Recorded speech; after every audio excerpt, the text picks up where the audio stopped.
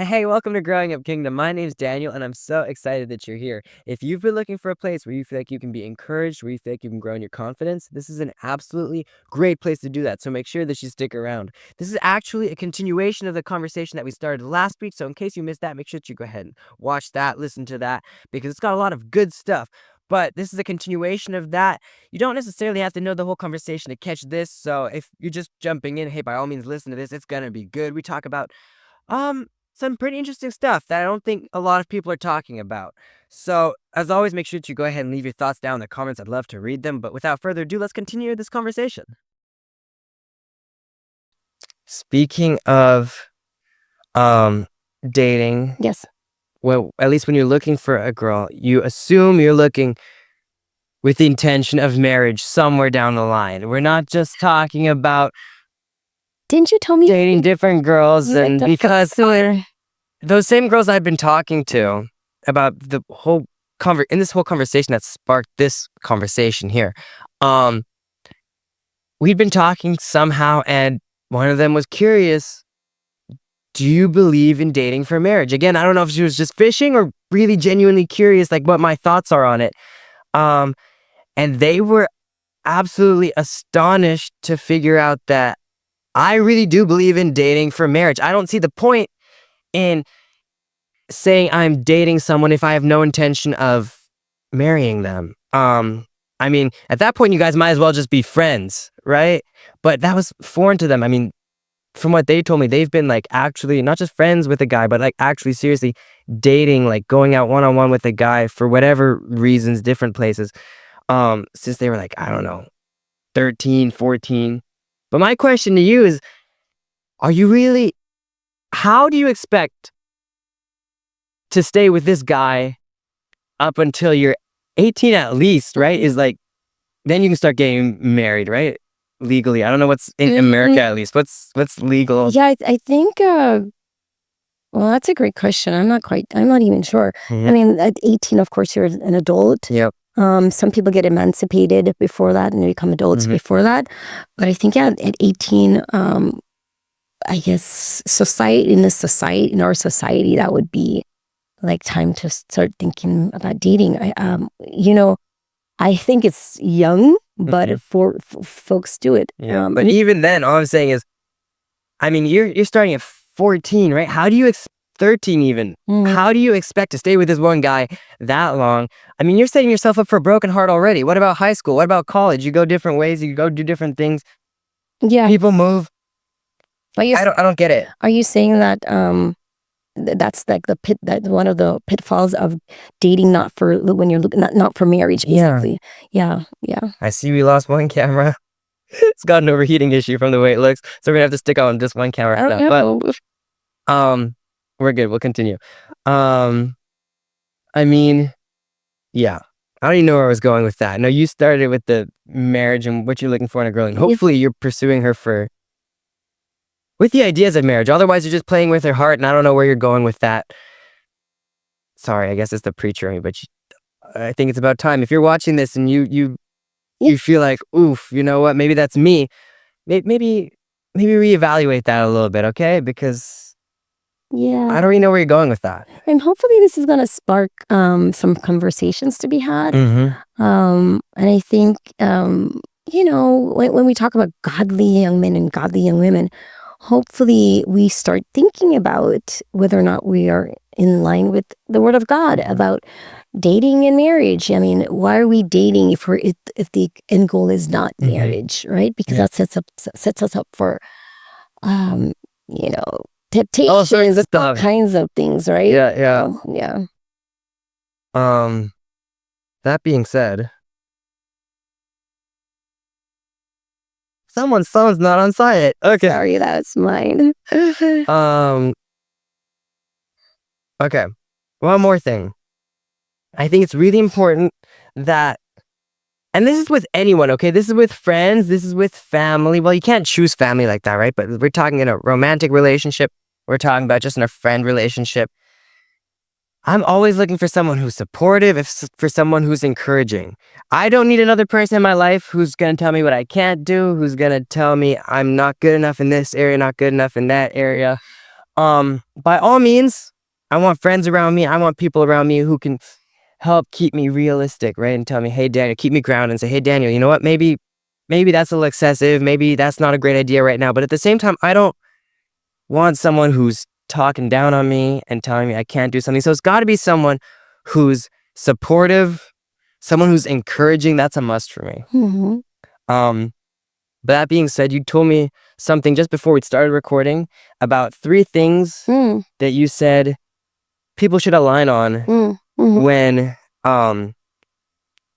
you're looking for a girl like that, or if you're a girl looking for a guy like that. Yeah. I'll let you explain that real quick. Well, I was reading recently a commentary Bible, and we were in Genesis, and they were talking about how, when you're looking for a spouse, well, not a spouse, but ultimately for godly young men and young women, we should be looking for a spouse when we're thinking about dating, right? And they were talking about how as our Heavenly Father is a triune being, we are too as human beings, and we encompass, a spirit, a body, and our soul, which is our mind, will, and emotions. And it would be ideal to have those 3 things aligned when you are looking for or dating someone. If you want to, number 1, be spiritually aligned, meaning that you are aligned with our Heavenly Father. Number 2, that we have the same mindset, right? So we're aligned in the soulish realm with our minds being the same. We don't want somebody that's necessarily negative, like you were saying, when we are a positive person that sees the glass half full. And thirdly, we want to make sure we're aligned physically. And this one might be a little hard for folks, but the commentary was talking about how it was also important to make sure that you are physically attracted to that person, because if one or of those are off, right? For example, if the physical piece is off and you decide to get married, that kind of leaves a door open for temptation. Definitely. Because you know what I mean, right? Yeah, I feel like if I was a guy, right? And again, I'm one of my biggest struggles is try to put what's in my head gently. But if you guys connect spiritually, if you connect intellectually, but honestly, if the person looks like trash, you're gonna be inevitably you're gonna be looking around at everyone else, and you're gonna be like, you know what? There's something missing here, and you're always gonna be looking somewhere else because, maybe the physical piece is missing. Yeah. And I totally get beauty's in the eye of the beholder, right? So maybe your just gonna be your trash might be treasure to somebody else. Yeah. So I guess it's all dependent on opinions. Yeah, but it's important. I think it's important only because it leaves room for temptation. It leaves room for example, if you're not spiritually aligned, that just, you're starting off at a bad footing. If you're not, your mindset are not the same, that there's a struggle there. If you are not physically attracted to each other, that's a struggle there, because you leave temptation for somebody else being more you being more attractive to, not being more attractive, but being attracted to somebody else. So those 3 pieces should ideally be aligned. It doesn't mean it can't work, but it would be best if all 3 were aligned. Agreed. Yeah. Definitely. And there's so much, I feel like we're missing so many other pieces, because I feel like we are.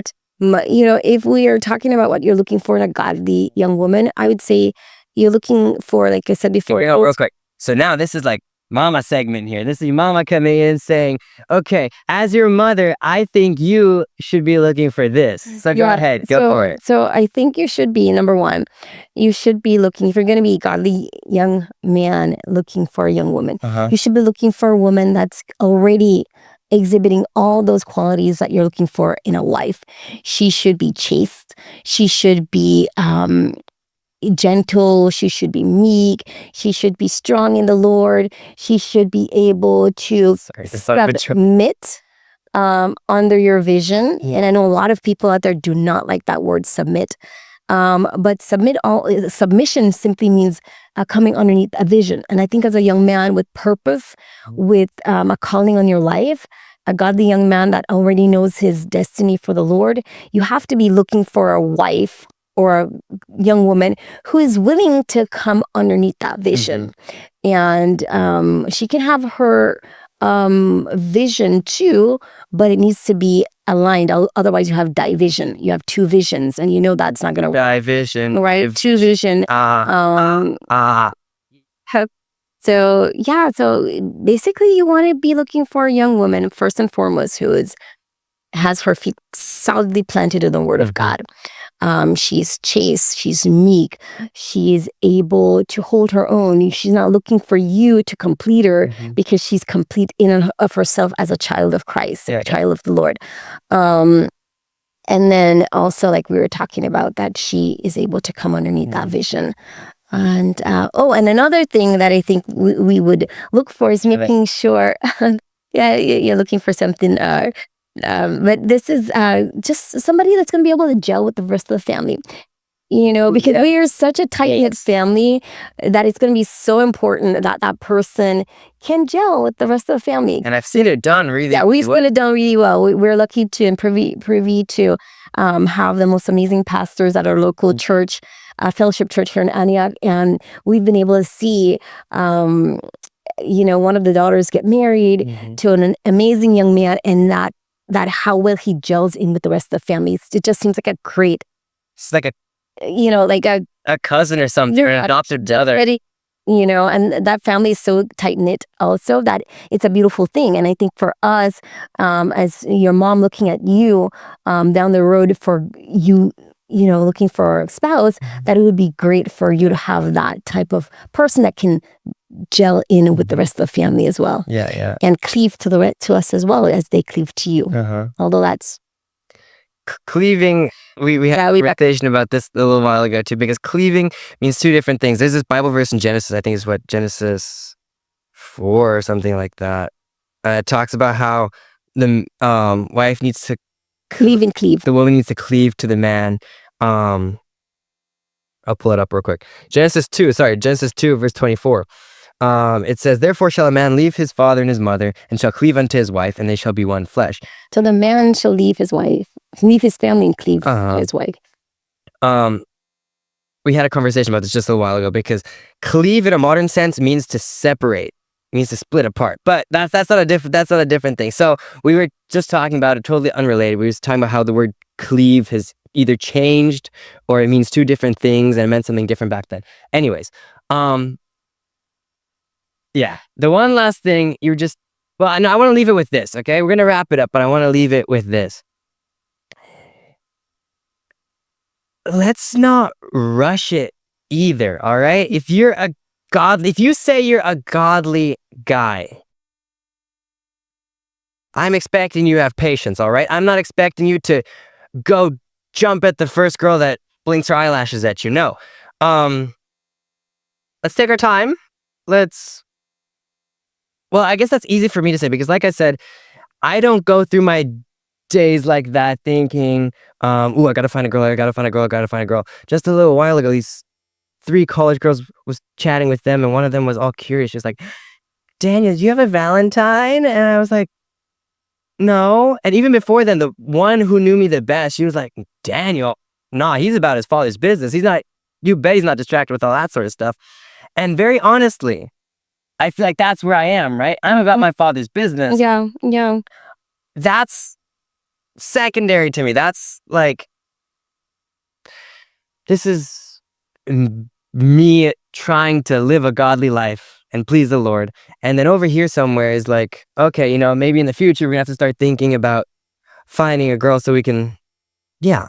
Well, I think that speaks to, and I think it's a great spot to land, because I think hopefully it's inspirational to young men out there, you godly young men out there, to remind you that your focus should first and foremost be finding your purpose in the Lord. What is it that He's called you to? And then as you have cemented that and you start developing and working in that calling, to then later on in life, maybe down the line, a few years down the line, start thinking about somebody that can come alongside you to support that. Yeah. And I think going back to Genesis again, we saw Adam in the garden, and he was already busy doing so many other things. Yeah. He was already busy with his purpose, naming the animals and, doing all that good stuff before the Lord then brought Eve, into the picture. And so I think it's just important, right? So you young men out there, you got the young men out there, stay the course. Focus on your purpose before that becomes a thing. Definitely. So, but I love to hear comments. It's not my podcast, but I'd love to hear some comments. We love reading comments. We love reading comments around. Your ideas, young men, godly young men, about what you're looking for in godly, somebody you're dating. Is that what we were discussing? Anything. I mean, even I think, not even who you're dating yet, right? Even if you're just looking and you're trying to decide, you know what, maybe that girl might be a good idea. Maybe even just to start talking, to start getting to know a little bit better. Maybe some of these you're like, oh man, maybe she doesn't have that. Maybe maybe I'll hold off on that.